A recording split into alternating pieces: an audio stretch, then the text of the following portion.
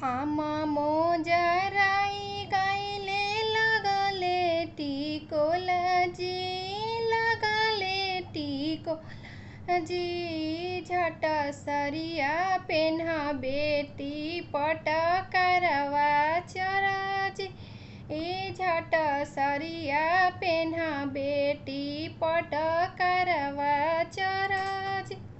अतना दिन से मम्मी हो नहीं अगुतैल हो, नहीं अगुतैलु हो। ओ चढ़ाने के बेरिया मम्मी काहे अगुतैलु, ओ चढ़ाने के बेरिया मम्मी काहे अगुतैलु हो। अतना दिन से बेटी जवाब नहीं देल हो, जवाब नहीं देलु हो। चढ़ाने के बेरिया बेटी दिहलु जवाब हो, चढ़ाने के बेरिया बेटी दिहलु जवाब।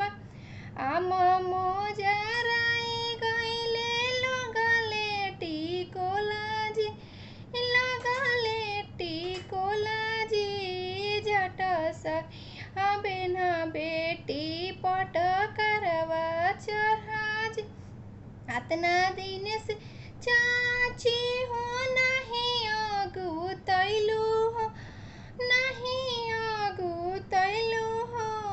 चढ़ाने के बेरिया चाची काहे अगुतैलु हो, चढ़ाने के बेरिया चाची काहे अगुतैलु हो।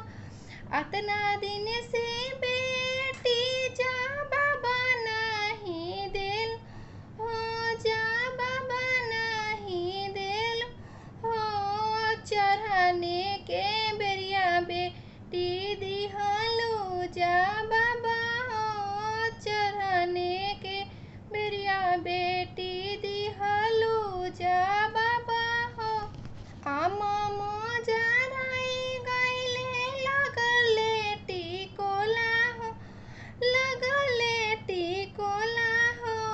झट सरिया पेन्हा ननद पटकरवा चरहा हो। अतना दिन से भाभी हो नहीं अगुतैलु हो, नहीं अगुतैलु हो। चढ़ाने के बेरिया भाभी काहे अगुतैलु। अतना दिन से ननद जवाब नहीं देलु हो, जवाब नहीं देलु हो। चढ़ाने के बेरिया ननद दिहलु जवाब हो, चढ़ाने के बेरिया ननद दिहलु जवाब। आमा मोजराई गाइले लगले टिकोला जी, लगले टिकोला जी। झट सरिया पेन्हा बहिनी पटकरवा चरजी, झट सरिया पेन्हा बहिनी पटकरवा चरजी। अतना दिन से दीदी हो नहीं अगुतैलु हो, नहीं अगुतैलु हो। चढ़ाने के बेरिया दीदी काहे अगुतैलु हो, चढ़ाने के बेरिया